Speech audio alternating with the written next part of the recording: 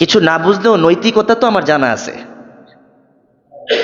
আমানতদারিতা তো আমার জানা আছে, দায়িত্ব কি এটা তো আমার জানা আছে, কাজটা কি এটা তো আমার জানা আছে। ঠিক না বে ঠিক? সবার আছে। যে রাজনীতি করে না তাকে আপনি মাঠে লাগাই দেন, তাকে আপনি কথায় লাগাই দেন, যিনি নেতা দেখবেন তার চেয়ে বেশি বুদ্ধি রাখে যিনি নেতা হয় নাই। কি আছে না নাই? কিন্তু তার এত কথা দিয়ে তো তাকে নেতা বানানো যাবে না। কারণ নেতা যিনি হবেন তিনি কথায় নয় কাজে নেতা হতে হবে। তিনি কথায় হবে না, কিসে হবে বলেন? কাজে হবে। এই জন্য একটা ফিকহি পরিভাষা আছে, আল আমানাতু ক্বাবলা আল কাফাআ। দক্ষতার চেয়ে আমানতকে প্রাধান্য দিতে হবে। বলেন আমার সাথে, দক্ষতার চেয়ে আমানতকে কি করতে হবে? উনি দক্ষতা সম্পন্ন একজন ব্যক্তি, অনেক দক্ষ, সব জানে সব বুঝে, কিন্তু আমানত নাই। আমানত বুঝেন তো? একটা রাষ্ট্র যখন জনগণ তার হাতে তুলে দেয়, আপনি কি করবেন? এই রাষ্ট্রটাকে আপনি দেখে শুনে রাখবেন আপনার সন্তানের মতো। কোথাও যেন কোনো পশ্চিমা কালচার, ইউরোপিয়ান কালচার, বিদেশি কোনো আগ্রাসন, উৎপীড়ন, নিপীড়ন আমার এই বাংলাদেশের মাটি থেকে 1 ইঞ্চি তেল তো দূরের কথা, কোনো খনিজ পদার্থ এমনকি কোনো সম্মান যেন না নিতে পারে। আমি আমার রাষ্ট্রকে আপনার হাতে তুলে দিচ্ছি, আপনি আমানত, আপনার কাছে আমানত রাখলাম। এখন তিনি তো দক্ষতা সম্পন্ন ব্যক্তি, কিন্তু আমানত রক্ষা করতে পারেন না। কারণ এই দেশকে যদি আপনি তার হাতে তুলে দেন, আমার আপনার স্বাধীনতা মুছে যাবে কিছুদিনের মধ্যে। আমার আপনার সকল পরিকল্পনা কিছুদিনের মধ্যে শেষ হয়ে যাবে। তাহলে আল্লাহ কোরআনে কি বললেন? ওয়াউফু বিল আহদ ইন্নাল আহদা কানা মাসউলা। তোমরা ওয়াদা পূর্ণ করো, নিশ্চয়ই ওয়াদা সম্পর্কে তোমাদেরকে জিজ্ঞাসা করা হবে। এদিক থেকে আবার আল্লাহ রসুল বলছেন, যে ব্যক্তি কথায় কথায় মিথ্যা বলে, বুঝে নাও তার মধ্যে মুনাফিকের আলামত আছে। ওয়াইদা ওয়াদা আখলাফা, আর যে ওয়াদা করে কিন্তু আখলাফা, ওয়াদা ভঙ্গ করে দেয়, বুঝে নাও তার মধ্যে মুনাফিকের আলামত আছে। তাহলে ওয়াদা করলে ওয়াদা রক্ষা করা হলো মুমিনের বৈশিষ্ট্য, আর ওয়াদা করে ওয়াদা ভঙ্গ করলে হবে মুনাফিকের বৈশিষ্ট্য। কথা ক্লিয়ার? ক্লিয়ার? ক্লিয়ার। নম্বর 2, যে ব্যক্তি আমানতের দায়িত্ব নিল, যে হ্যাঁ ঠিক আছে তোমরা আমার কাছে আমানত দাও, আমি আমানত রক্ষা করব, কিন্তু আমানতের খেয়ানত করলো, বুঝে নাও তার মধ্যে মুনাফিকের চরিত্র আছে। এখন এই 3টা কথা আমাদের এই সমাজের জন্য কোন ক্ষেত্রে প্রয়োগ করা হবে? শুধু কি নিজের ক্ষেত্রে? শুধু কি পরিবারের ক্ষেত্রে? শুধু কি সমাজের ক্ষেত্রে? নাকি সব জায়গায় এই 3টা কথা আমলযোগ্য? সব জায়গায়, সব জায়গায়। যেমন নিজে মিথ্যা কথা যদি বলি সন্তানের সাথে, বাবার প্রতি সন্তানের বিশ্বাস উঠে যাবে। স্বামী যদি স্ত্রীর সাথে মিথ্যার আশ্রয় নেয়, ওয়াদা খেলাফ করে, আমানতের খেয়ানত করে, তাহলে 2 দিন পরে সংসার ভেঙে যাবে। ঠিক না? স্বামী যদি স্ত্রীর সাথে ওয়াদা খেলাফ করে, বা স্বামী যদি স্ত্রীকে মিথ্যা আশ্বাস দেয়, আর স্ত্রী যদি কোনোভাবে জানতে পারে স্বামী পরকিয়া করে, স্বামী আউট সময়ে অন্য স্ত্রীর সাথে অন্য নারীর সাথে কথাবার্তা বলে, এখন কি কোনো স্বামী কি তার স্ত্রীকে জানিয়ে কাজটা করবে? করবে? কেন করবে না?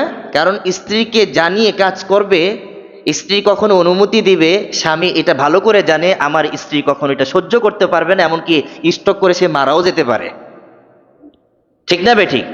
এই জন্য তারা এই কাজটা থাকে কি গোপনীয়, লুকায়িত, গোপন। কিন্তু যখন স্ত্রী জেনে ফেলে আমার স্বামী আমার সাথে ধোঁকাবাজি করেছে, প্রতারণার আশ্রয় নিয়েছে, আমাকে রেখে পর নারীর সাথে কথা বলেছে, তাকে সময় দিয়েছে, এই কথা যদি, ঘটনা যদি স্ত্রীর কানে একবার চলে আসে, বলেন স্বামীর প্রতি স্ত্রীর বিশ্বাস বাড়বে না কমে যাবে? স্বামীর প্রতি যদি স্ত্রীর বিশ্বাস কমে যায়, এই সংসার কত দূর পর্যন্ত যাবে? এই সংসার কতদিন পর্যন্ত টিকবে? এমনও স্ত্রী আছে বর্তমান সময়ের কথা বলি, যদি কোনো স্বামীর কোনো ধরনের অপরাধ স্ত্রীর চোখে পড়ে, তাও আবার দিনদার স্ত্রীর চোখে, ওই স্ত্রী সাথে সাথে ডিভোর্স দিয়ে দিবে। এরকম ঘটনা অহরহ ঘটতেছে সমাজে। কিছুতে কিছু হইলে ডিভোর্স। কি বলেন, ঘটতেছে না? কিছুতে কিছু হইলে ডিভোর্স। একটু ভাইলেন্ট হয়ে কথা বলবেন, লাউড স্পিকার দিয়ে কথা বলবেন, একটু উঁচু আওয়াজে কথা বলবেন, ওই নারী তার বাবার কাছে নালিশ দিবে, মায়ের কাছে নালিশ দিবে, তার সাথে আমার বনিবনা হয় না, সে তো আমার সাথে উচ্চ আওয়াজে কথা বলে, ডিভোর্স। সাধারণ লাউড স্পিকার দিয়ে কথা বললে ডিভোর্স। আর যখন জানবে যে এই নারীকে বাদ দিয়ে তুমি অন্য নারীর সাথে গোপনে কথাবার্তা বলছো, তার সাথে রিলেশন রাখছো, তাহলে এই ঘটনা শোনার পর তো ওই নারী স্ট্রোকও করতে পারে, আত্মহত্যাও তো করতে পারে। কথা বলেন না কেন? ঘটতেছে না এগুলো? সমাজে এগুলো ঘটতেছে, আমরা কেন বুঝি না ভাই? কেন আমাকে মিথ্যার আশ্রয় নিতে হবে? কেন আমাকে ওয়াদা লঙ্ঘন করতে হবে? ভাই, ইসলাম কোন জায়গায় আপনাকে অপূর্ণতা রেখেছে যে আপনাকে মিথ্যা কথা বলতে হবে?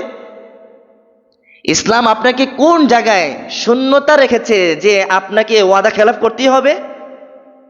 ইসলাম আপনাকে এমন কি দায়িত্ব দিছে যে দায়িত্বের খেয়ানত আমাকে করতে হবে? আল্লাহ তাআলা কি কোরআনে কারিমে এই কথা স্পষ্ট করে বলে দেন নাই, লা ইউকাল্লিফুল্লাহু নাফসান ইল্লা উসাহা?